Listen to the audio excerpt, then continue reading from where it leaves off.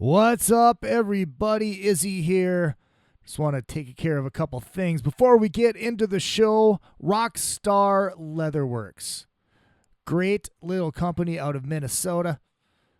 Leather bands, custom-made leather watches, and high-quality gear.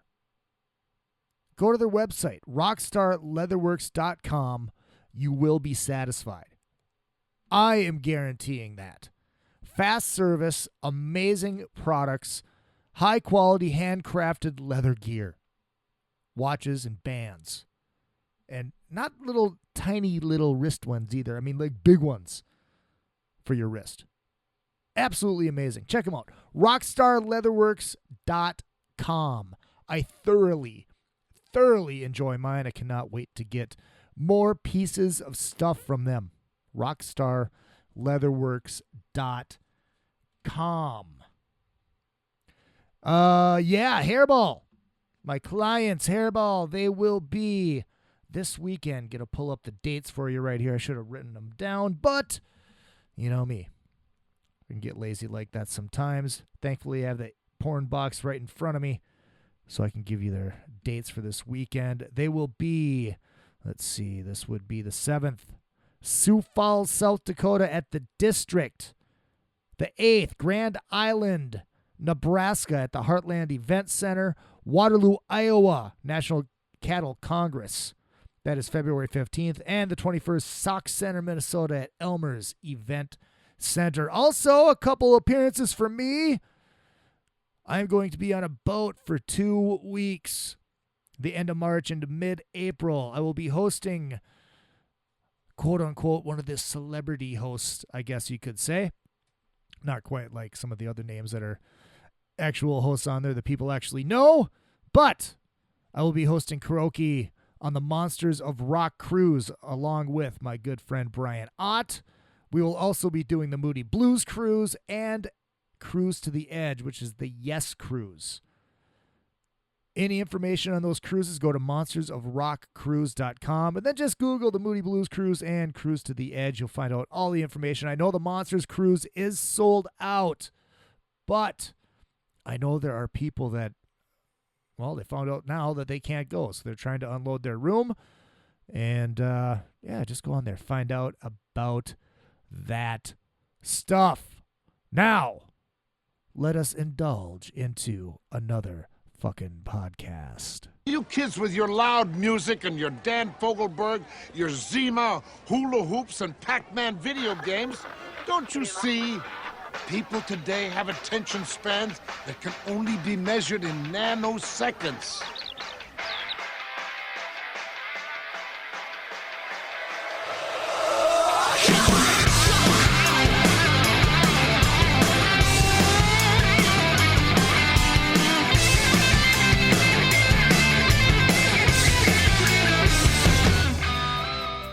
Hello, everybody. Izzy Presley here.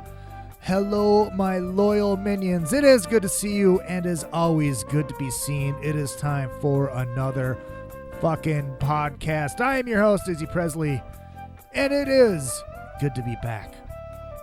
1 week return from, episode 8. I am also flying solo again this week.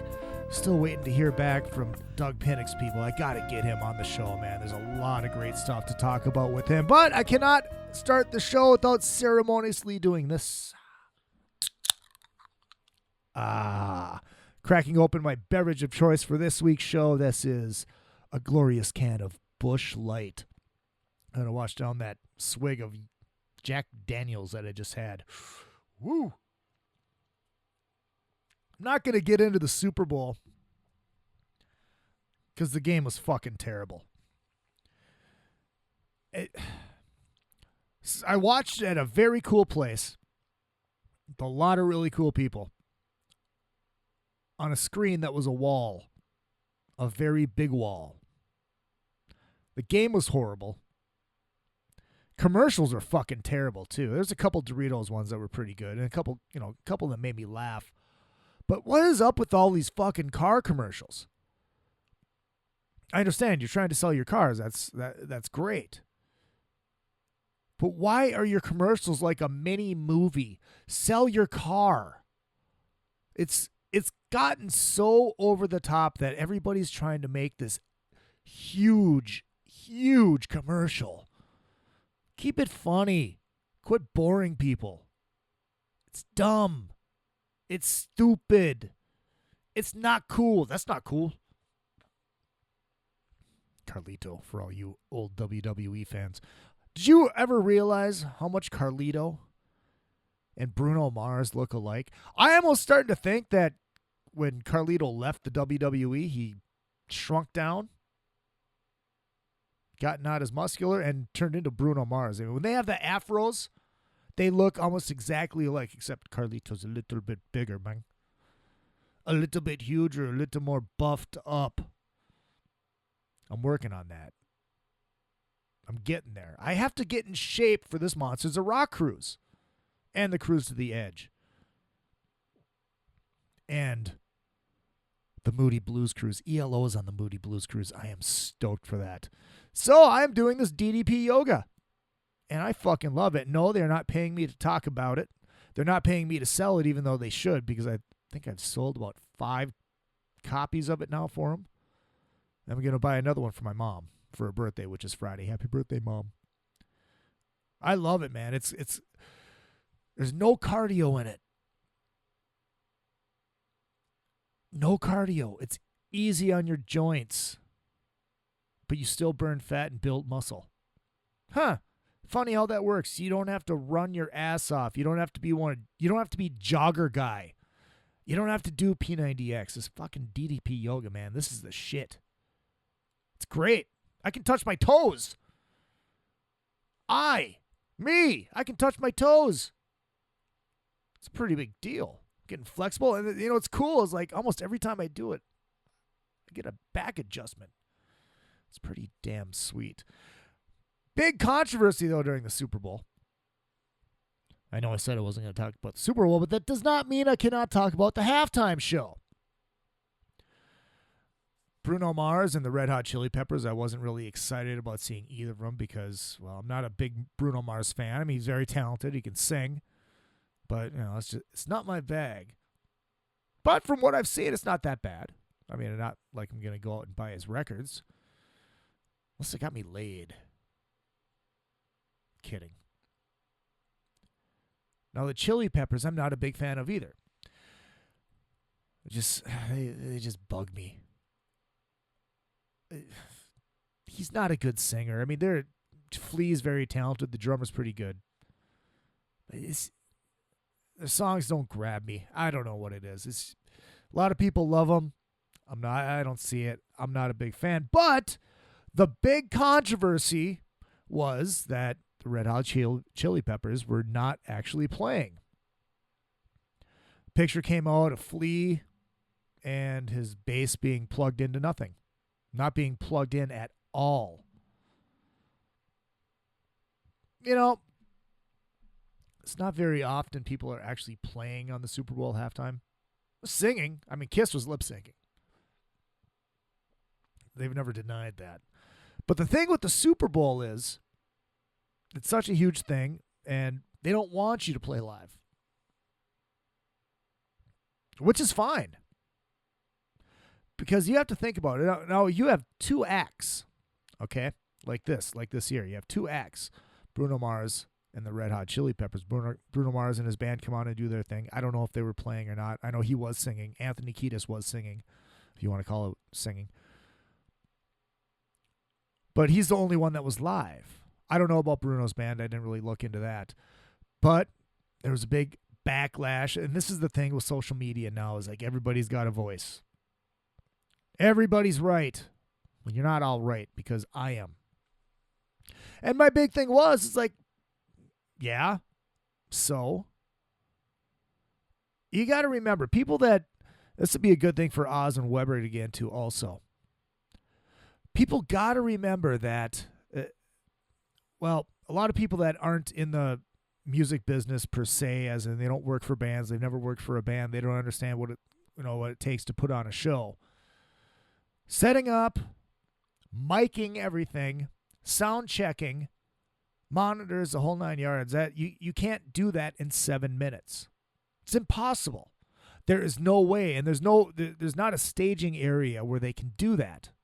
Especially, well, like at the Super Bowl, there's no staging area where you can get that up, sound checked without anybody hearing it,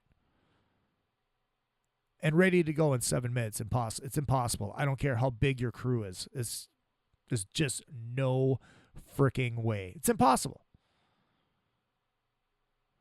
So the big backlash was, oh, they're not playing. And then people, thinking they know stuff, thinking they're in the know. Well, they really were playing. They're using the exact same system that Ben Wyman from Dillinger Escape Plan uses, which he does have a pretty cool system. I'm not going to lie, but it's still patent pending, and he's the only person that uses this. Basically, what he does, he's got this new line of LTD guitars that are coming out. Make a pretty decent guitar for the money. Actually, a really good guitar for the money. But his signature model, and they're working on actually having this in the second run, I think he was talking about in one of these Guitar Geek things I was looking at after reading some of these posts. And he's actually got a wireless system built into the guitar. And there's an input on the inside of the guitar. And the transmitter just goes through that little piece of metal or magnetized, whatever it is.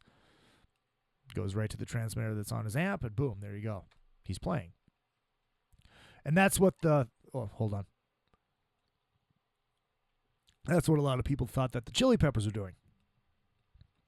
But they didn't actually watch their performance then. The way they were all over the stage, doing what they do, except on a higher level, more energetic, there's no way you could play what they were playing and not fuck up. I mean, if you listen to it, it sounds great. It sounds perfect. Oh, these guys are amazing.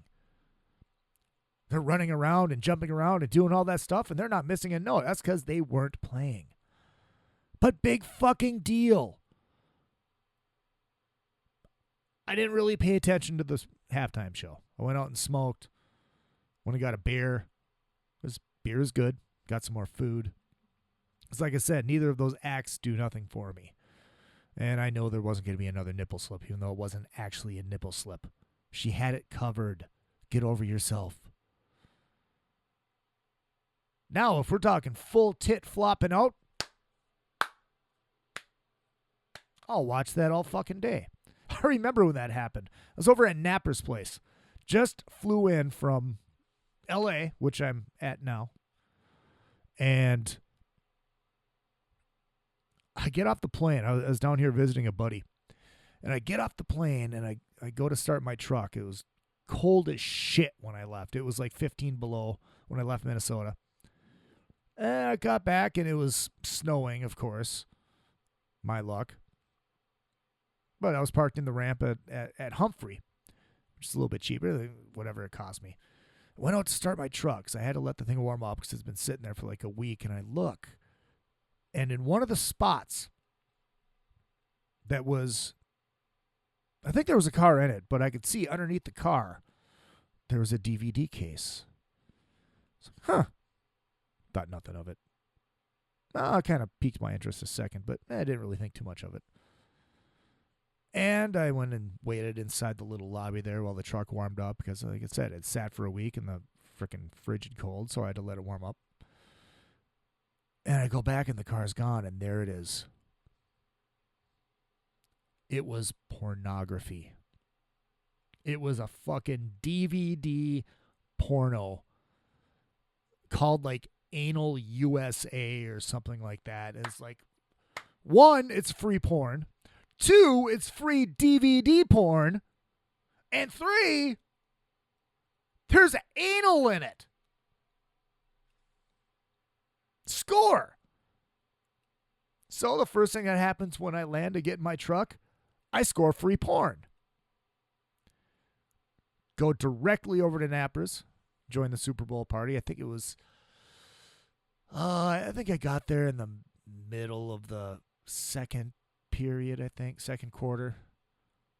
Or maybe the second quarter was just starting. I know I didn't miss a whole lot of the game. Got in there just in time for the halftime show, and Janet Jackson comes on, and her and Timberlake are doing their thing, and all of a sudden, she rips open her shirt. Oh, it was an accident. Bullshit. You knew it was happening because she had something covering her nipple up. So, of course, we had to rewind it and watch it about 20 times because it's a group of guys watching football, drinking beer, eating chips. And there's a couple chicks there, too. Pardon me. And they really loved it when we had to have a screening of said Anal USA pornography directly after the game. It was glorious. I had free porn. That's almost like winning the lottery. Because those DVDs, well, back then, they were, pornography DVDs were not cheap. Not that I ever priced them out or anything. They're still not cheap. Pornography's expensive. No wonder everybody gets it for free on the internet. Speaking of that, that leads me into my next Super Bowl story. Our good friends over at, let me find the story here. Oh, just wait. I got to read a couple things about the Chili Peppers. Flea did come out on their website and say, let's see, we mimed one or two weird MTV shows before that, and it was always a drag. We take our music playing seriously. It's a sacred thing for us, and anyone who has ever seen us in concert, like the night before the Super Bowl at Barclays Center, knows exactly we play from our blah, blah, blah, blah, blah, blah. So when the Super Bowl gig concept came up, there was a lot of confusion amongst us whether we should or should not do it. Where does it say in here that they asked him to do it? Okay. Oh, very first paragraph would have helped if I was started there. Dear everybody, this is from Flea. When we were asked by the NFL and Bruno Mars to play our song Give It Away at the Super Bowl, it was made clear to us that the vocals would be live, but the bass, drums, and guitar would be pre-recorded. I understand the NFL's stance on this. Given they only have a few minutes to set up the stage, zing, right back to what I started with. There's a zillion things that could go wrong and ruin the sound for the folks watching in the stadium and the TV viewers. There was not any room for argument on this. The NFL does not want to risk their show being botched by bad sound. Period. There you go. Straight from the mouth of Flea. Argument over. It's done. They had to do it. Get over yourselves. It's constant whining on the internet, Facebook and Twitter. What day you weren't playing? Get up and do. It's a little bit different than a band going on tour and doing that every night of their show. And there's a lot of bands out there that, although they are playing live, they use what they like to call in the business, I think it's fairy dust or pixie dust. That's using backing tapes. An extra guitar. Some of them have musicians off stage playing along with them. Kiss did it for years with the keyboard player. Cinderella, bless their hearts, have the keyboard player on stage with them. So, oh, look, there's the keyboard player. Where are those keyboards coming from? I don't see a keyboard player. Oh, there he is. Kudos to bands like that. I love that. And there's a lot of bands that playing live, but, you know, they have that guy behind the stage. Kiss did it for years with the keyboard player and backup singers and stuff like that. They should be doing it now, lead singers. Did I just say that? Oh, yeah. I don't think I've been too quiet on my stance on Paul Stanley's vocals now. It's not good. Again, that's why I want him to retire. Bands do it all the time.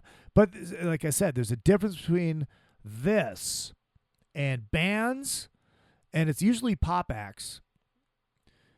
And they say, well, they have to do it because of the show, and all the dancing that goes on and blah, blah, blah, blah. Like Britney. She lip syncs. There's tapes of her where you can actually hear her in the microphone singing quietly along with it. Kind of like I get in trouble for at work when I'm listening to something and I think I'm lip syncing along, but I'm really singing a little bit. Then I get slapped. Oops, sorry. It happens. But like I said, it's different than these pop acts who go out there and do it on a nightly basis. Chili Peppers go and do it live every night. They just weren't able to during the Super Bowl. Axl Rose had a funny little quip about it. I found this on Metal Sludge. This is Axl Rose. In the name of science, in regard to the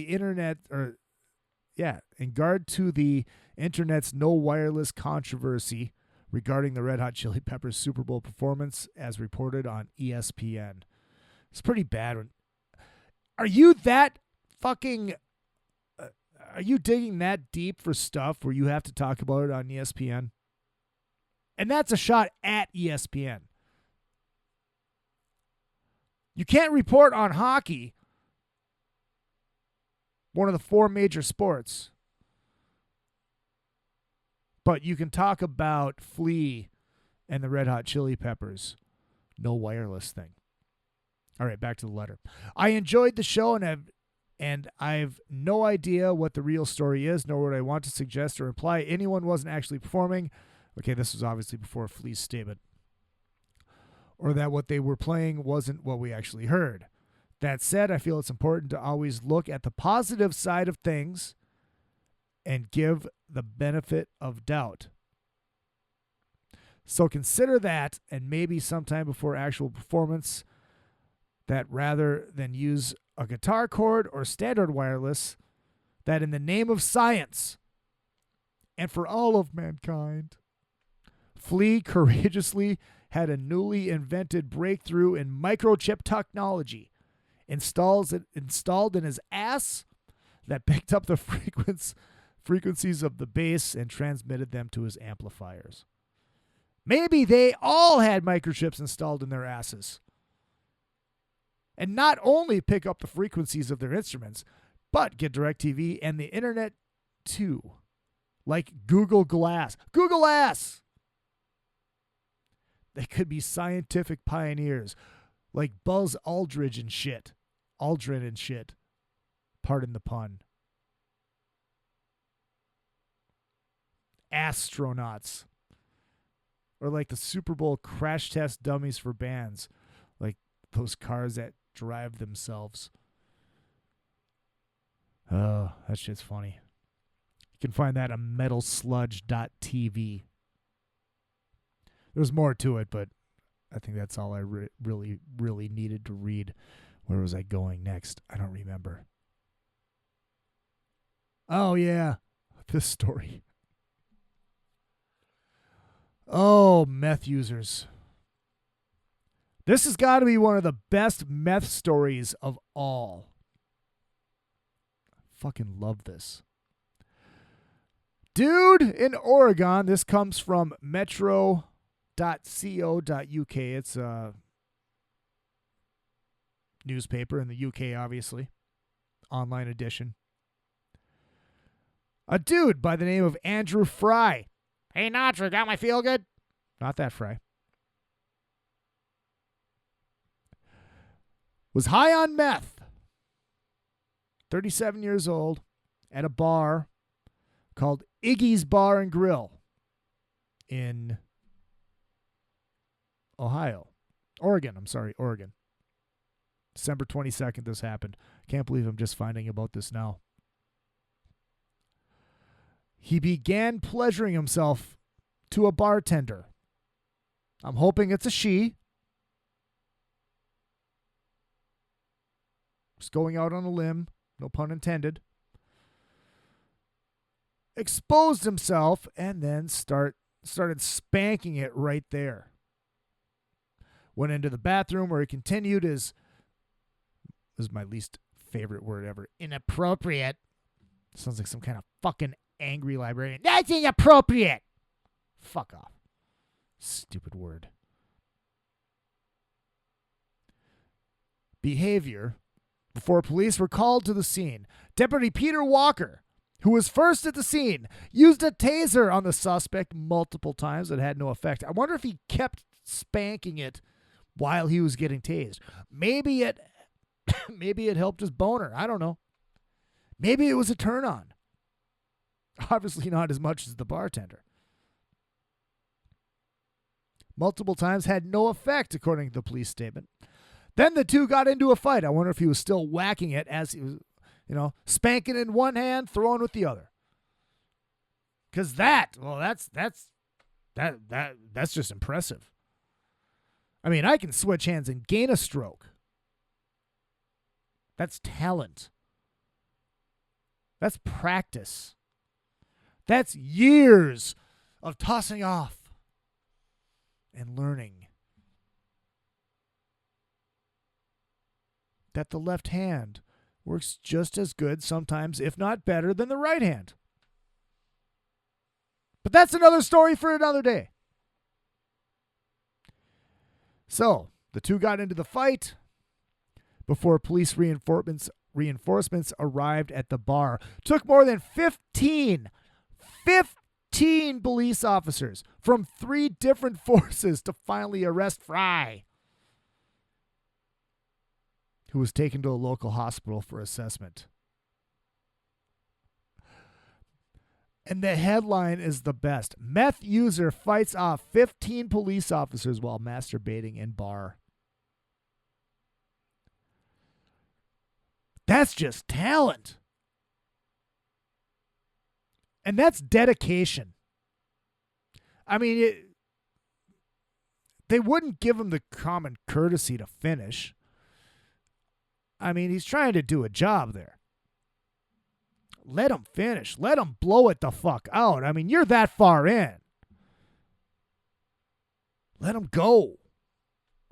It's dedication. Sir, this is the police. Sir, in the bathroom stall. Oh, just give me a minute, man. Just give me a minute. Sir. Oh, I'm almost there. And they bust in the door. Don't let him go. Let him blow it the fuck out. What's your problem? You're a guy. I'm assuming it was a guy. Deputy Peter. You couldn't let him finish. You caused a melee. If you would have let him finish, he wouldn't have been able to fight. Come on, guys. You know that.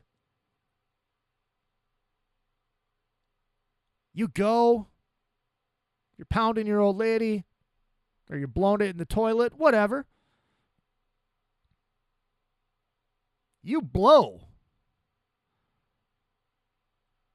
And you immediately want to sleep. You have no feeling in your legs. You try to walk and it looks like you're walking on noodles. You get done and you want to sleep immediately. She's off in the fucking kitchen washing dishes. You're like, was it good for you? Obviously it was. She's washing dishes. Good woman. Damn good woman. You put out. You let them blow it the fuck out and you go wash dishes like a good gal should. That's amazing. So, this is my point. If they would have let the guy finish, if they would have let Andrew Fry finish what he was doing, he probably would have went, all right, cool, you got me, cuff me. You don't have to stuff me. I already took care of that. He would have gone. No. It's like taking a bone away from a dog. No pun intended. That dog's going to fight you. Stopping a guy from masturbating in the bathroom of a bar. I'd throw down. Dude, just let me finish. I'm ready to blow here. It's getting close. Come on, it'll grow back. I don't understand that logic. Deputy Peter Walker, you could have avoided this whole situation by just letting the man blow it the fuck out. He had the visual of the chick behind the bar, what we're hoping is a chick. I mean, you got to let him clean up first. I mean, you can't get goo all over in the back of your fucking police car. That's not right. Because then you have to go to Soft Touch Car Wash and get that thing fucking cleaned and make those little fucking kids wash that shit off your fucking car. I don't think I ever had to do that when working there. Was always fun. Doing the windows, wiping it off. And obviously, you know, the back doors of a police car, they don't open from the inside, obviously. So who was ever doing the back windows have to get in, but they'd leave that door open a little bit. Then you'd always close them in, of course. Take him away! Get him the fuck out of here! Get Skeeter out of here! Skeeter Putwort. Ah, the good old days. Washing cars. No care in the world. Except getting off work and going and getting drunk. And going right back to the car wash.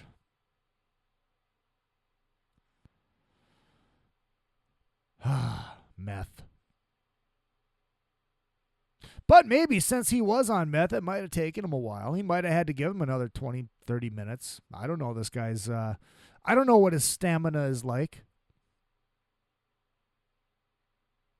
I don't know how long he'd been going already, because by the time that she had to call the police for them to get there, and he was still mid-stroke when the cop got there. Maybe he was getting close. Maybe he still had another half an hour to an hour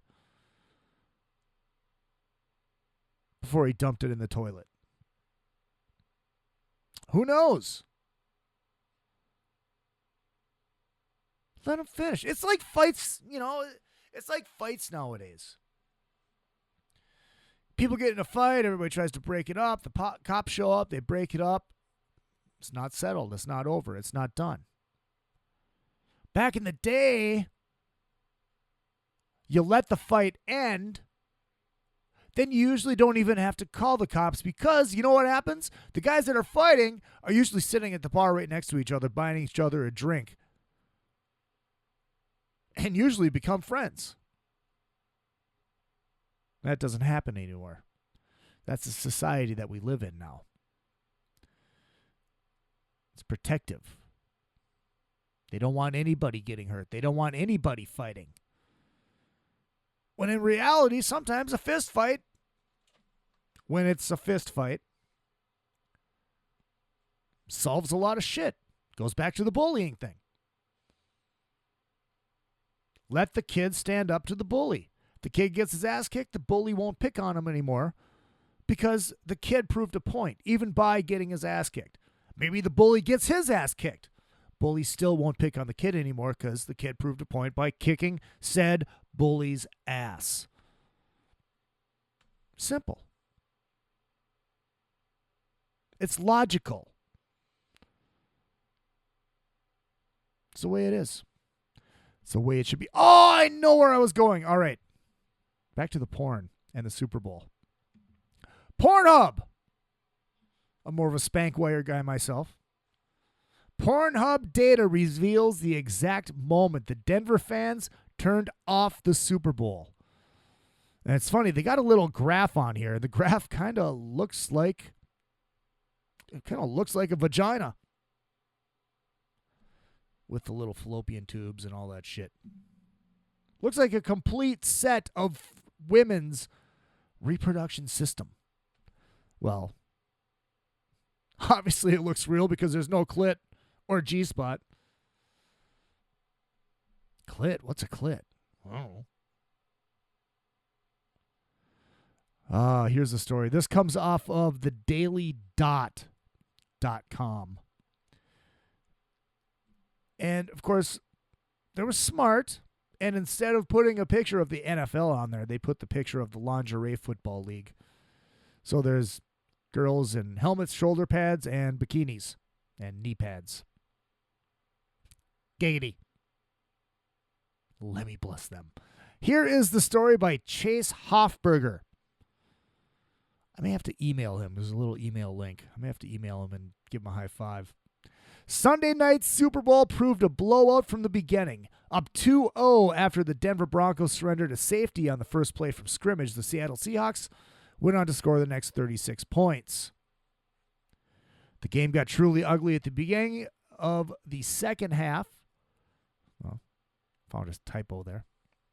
Beginning of the second half when the Seahawk wide receiver Percy Harvin, not even going to start, returned to kickoff 87 yards for a touchdown, making the score 29-0. The return happened right around 8:30 p.m. According to Pornhub, that's when the Broncos fans stopped watching the game.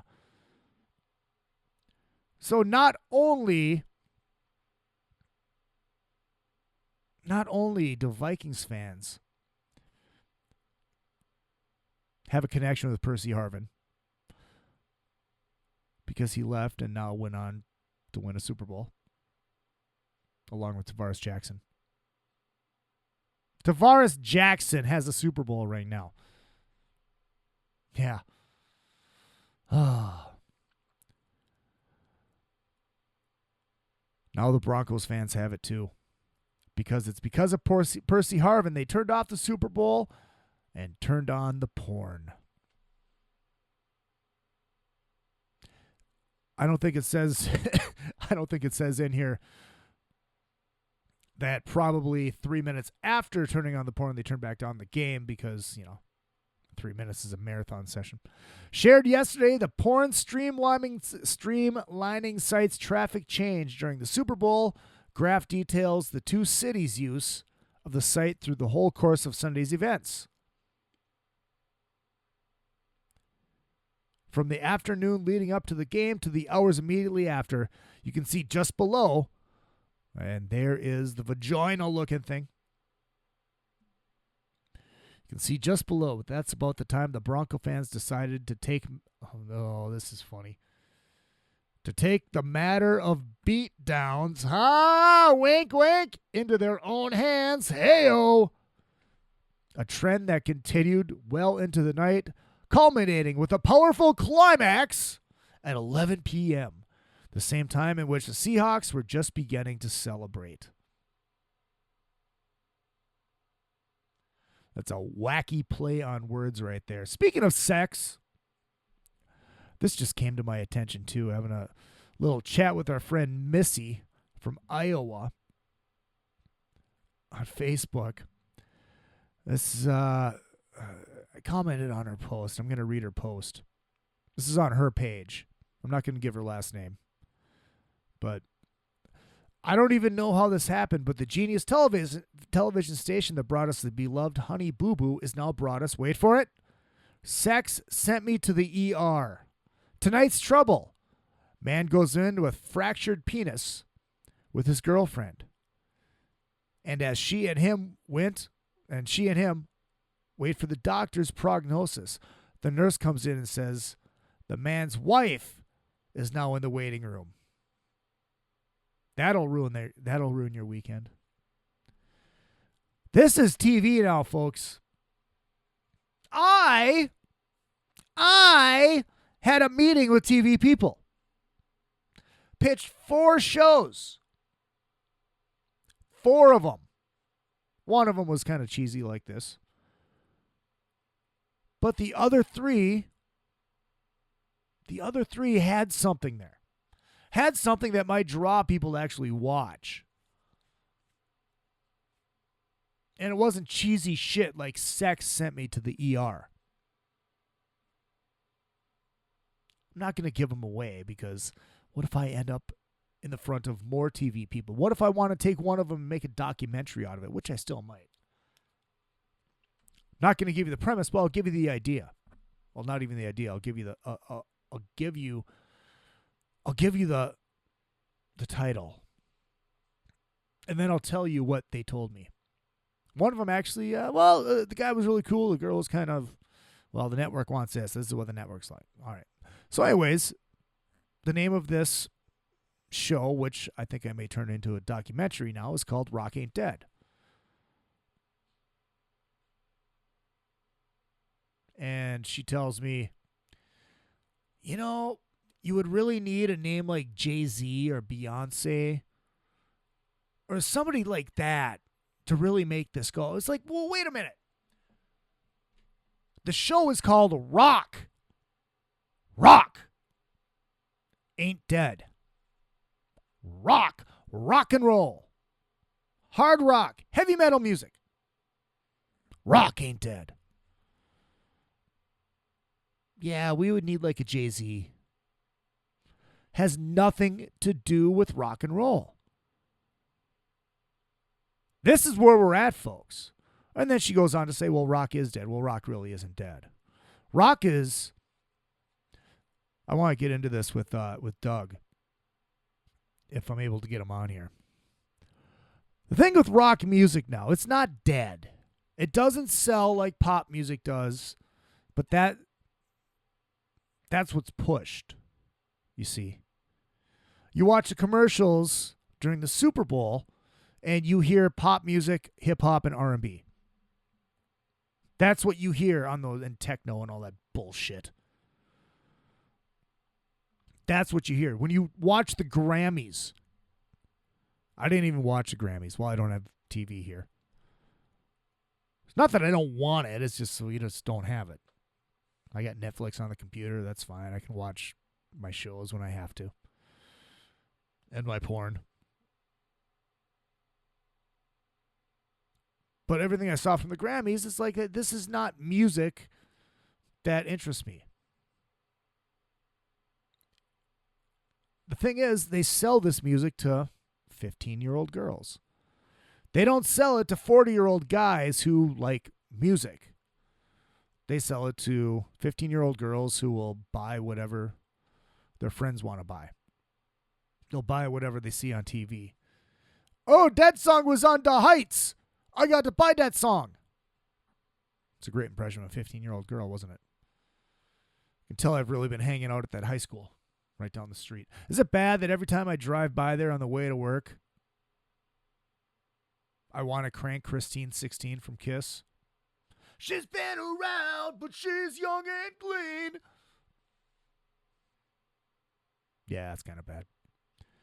But that's the market for that kind of music. And it's horrible. That's my opinion. You may like it. Hey, more power to you. That's great. Listen to what you want to listen to. But don't tell me that rock and roll is dead when it's not. This is the thing with rock and roll. Rock and roll is broken down into so many factions now. You got your hipster rock. You got your classic style hard rock. You got your metal. You've got grindcore. You got all these little different pieces of rock music. Punk is still alive and well, as much as any other form. But I mean, you got your mainstream rock. You got bands like the Fighters of the Foo, who will still go out, tour the country, and sell out arenas. They're out there. Slash put out a record that did very well. It's out there. And as much as I hate them, and I know a lot of people do, but a lot of people still like them, and those people all have vaginas. And kudos to them for that, is Nickelback. Not a fan of their music, but I'm not even going to get into why. I think it's fucking obvious. It's the same shit over and over and over. It's like a Hulk Hogan match. Same old shit. Same old shit. It's just watered down shit is what it is. I shouldn't say same old shit, because there's bands like AC/DC who have been doing the same old shit for 40 years, but there's a difference. You're going to remember AC/DC 40 years from now. And that's another discussion too. How much of today's music, today's new music that is coming out, How much of it is going to be memorable 10, 20, 30 years down the road? I don't know. Because there's so many with the internet and iTunes and all that stuff. And there's so many ways for bands to get their music out there that there's a lot of bands that I've never heard of that I'm sure just fucking rule. 30 years ago, Jesus Christ, 30 years ago, there's a good chance that band would have been signed and it would have been huge. But now, your markets are so small. As big as it is with the internet, there's so much out there. There's so much to take in that you can't even tap the ice. You can't even bust open the top of the fucking crunchy shit on the top of your ice cream. You scrape it a little bit and get, ooh, that's a little flavor. I like that. Then you keep digging. 2 years later, you're still digging. And there's a lot of shit out there too. Don't get me wrong. With this technology, there is a lot of shit. Because anybody who has a computer can write and record a record. That doesn't mean it's going to be good. You can still tell if the song is good, even if it's recorded terribly. The Oddfathers are a very good example of that. The Oddfathers, this is a great story. I played them on the show last week. I hope you went and bought it. Go to iTunes, look up The Oddfathers, buy both of their records. I guess the other one is available now, which I still have to get. I'll probably get that on Friday. They just got together to jam. Bunch of old guys. Old professionals. Got together and jam, and this great stuff came out. No intention of even forming a band or anything happened. Let's just get together and jam. Let's have some fun. All of a sudden, boom, they started writing songs. So they got one of those shitty old tape recorders. You know, the ones from the 70s, they got the handle on them and the big buttons, and the top opens up, and that's where you put the tape in and all that shit. Cassette tape. You know what those are, right? Cassette tapes. If you're listening to this show, you probably do. Put it in the middle of the room and hit record. Sounded like shit. But it sounded awesome at the same time because you could tell that the songs were there. So what they did, Brent is a freaking genius. They did is they take this tape and dub it and get a bunch more of these tape recorders and send it out to your Jack, is it Jack Douglas? Is that his name? Eddie Kramer's, all these big wig, old school fucking producers, and sent these cassette players, old school cassette players with the tape in it, sent it to them, and they fucking loved it. Sounded like shit, but they could tell that the songs were there. They could tell that it was there. Which goes back to today's music and the way that a lot of these bands are getting their music out there. They're recording at home with GarageBand. I have GarageBand on my computer. I'll probably fuck around with it and try to use it because I can't afford Pro Tools right now.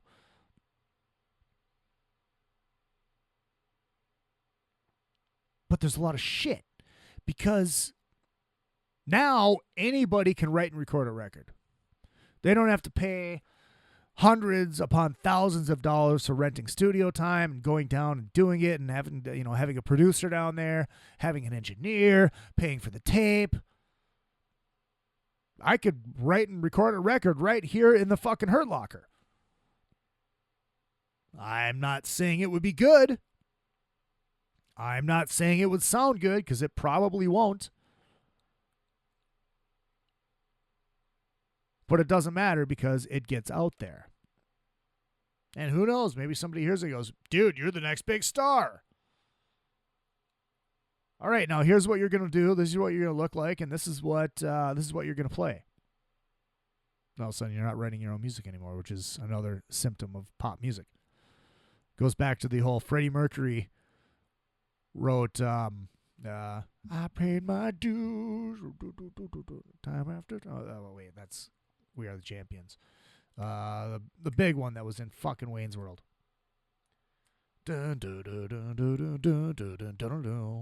One writer. Then you look at a Beyonce song, and it had, I think, 15 different writers for that pile of shit. Compared to this masterpiece written by one person. That's the fucking music business now. That's how it goes. Pardon me, I need another sip of Bush. Ah, that's refreshing. So that's where we're at. That is where we're at with the music business. What else did I have for you? I'm trying to see, what am I doing on time here? Holy shit, I'm at 50 minutes already. Oh yeah, if you made it this far, I'm going to ask you a favor. I'm going to ask you a big favor. You want to help this show? You want to keep this show alive? Speaking of this show, this Friday night, I am going to have a meeting with an actor/comedian who a lot of you would know if you're friends with me. And possibly a famous video vixen about a project that, if everything works out right, I'm not going to say what it is or who it is, but if everything works out right, this could possibly happen by April. I don't know. We'll see. I'll know more on Friday night, but it's pretty fucking cool that this guy wants to sit down and meet with me. But if you want to help this show in the meantime, get on your PayPal. Get on your PayPal and email me money. This program that I run costs me money every week, or every month, I should say. These microphones were not free. This computer was not free. This interface was not free. Here's your chance to help out. Here's your chance to show your love. You don't have to. If you want to donate $10 every month, hey, that's kick-ass. If you want to donate $5 every month, that's kick-ass. If you want to just keep listening and enjoy the show, that's kick-ass too. I'm just happy you're listening. I'm honored that you are listening. But if you want to help out, if you want to help support the show, help out another fucking podcast, you can do it. PayPal. The email address is TELWELL72@gmail.com. TELWELL72@gmail.com. That is for PayPal. If you want to send some money to the show. If not, hey, that's great, man. If you want to support the show by buying something from Rockstar Leatherworks, rockstarleatherworks.com, please do that. Help out a small business at the same time. I'm not getting anything from that. They are. Small business. You're getting high craft, high-end quality shit that in a store, you go to fucking Bloomingdale's like I was at tonight because I was wearing a fucking suit and I look good, so I wanted to go in there and look like I was important or something. Because someday I will be able to shop there. It'll happen. I'll be able to drop $400 on a pair of boots, and it'll be a beautiful thing. Not happening now, but it will in the future. But you want to get something like this at Bloomingdale's, this high quality shit, it probably cost you $500 or something like that. No, not at Rockstar Leatherworks. Same quality, probably better quality, and a small business. Probably get that same watch for $80. Go on there. Design one yourself. They'll make it for you. rockstarleatherworks.com, or just send me money. Go ahead, do it. TELWELL72@gmail.com. If you're in an unsigned band and you want to get your music on the show, hit me up on Twitter at Izzy_Presley. Make sure you like the Facebook page, which is facebook.com/AnotherEffingPodcast. Drop me an email, Izzy@IzzyPresleyProductions.com. Or just go to the website, IzzyPresleyProductions.com. You can listen to the show there. You can download this show every week at, is it AaronInTheAfternoon.com? I better get this up because I should know this. It's on the Aaron Immelt Podcast Network on his website. Aaron in the afternoon.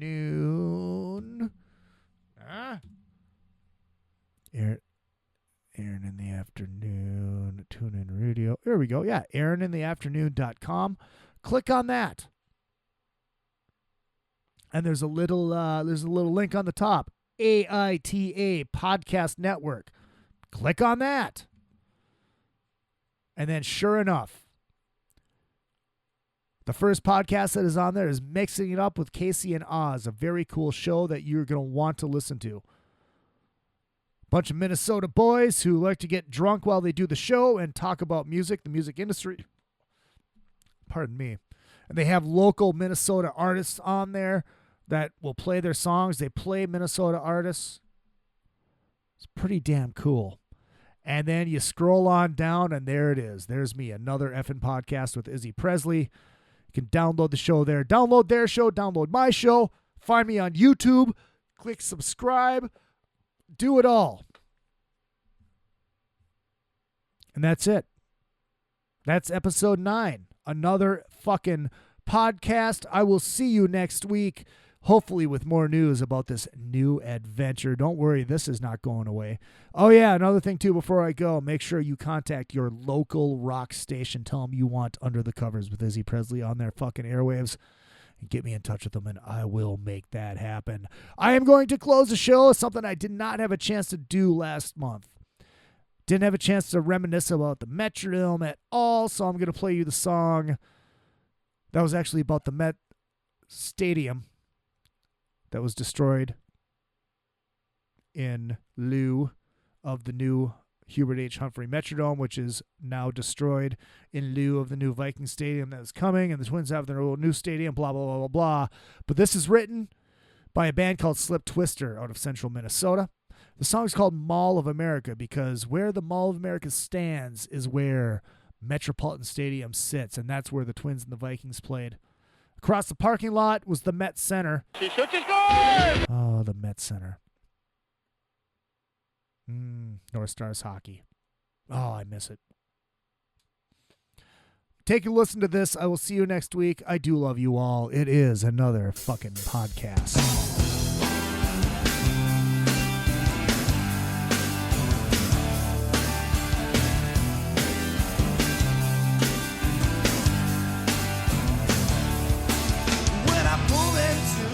Parking lot, things seemed all confused, but I cranked the crate go anyway.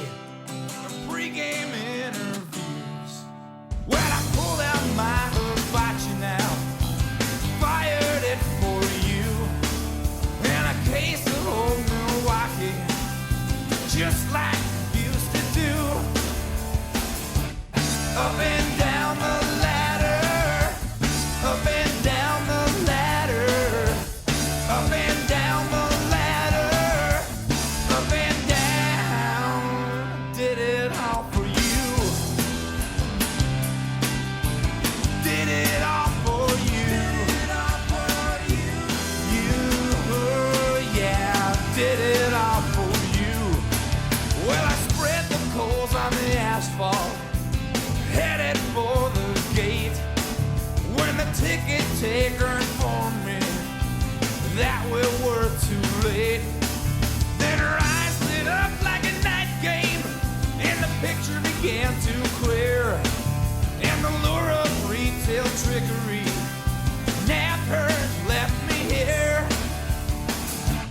Up and down the ladder, up and down the ladder, up and down the ladder, up and down, waited there for you.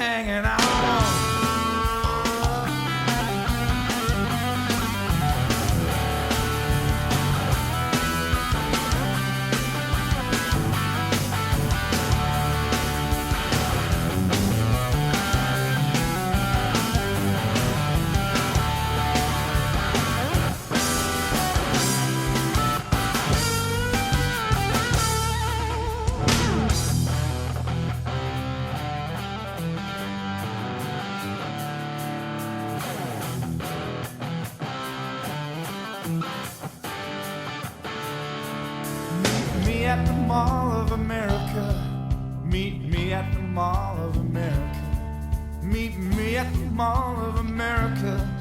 Meet me at the Mall of America. Meet me at the Mall of America. Meet me at the Mall of America. Meet me at the Mall of